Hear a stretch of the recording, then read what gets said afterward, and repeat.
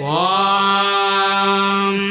दधिक्रावण अकारिषं जिष्णुरस्वस्य वाजिनः सुरभिनो मुखकरत्प्रण आयंसितारिषत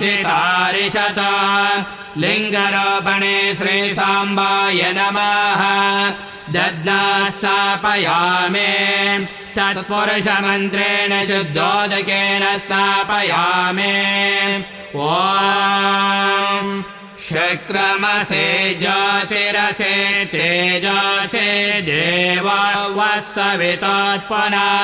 त्वच्छिद्रेण पवित्रेण वसोऽसोरस्य रश्मिभिः लिङ्गरोपणे श्रीसाम्बाय नमः घृतेन स्थापयामि अघोरमन्त्रेण शुद्धोदकेन स्थापयामि।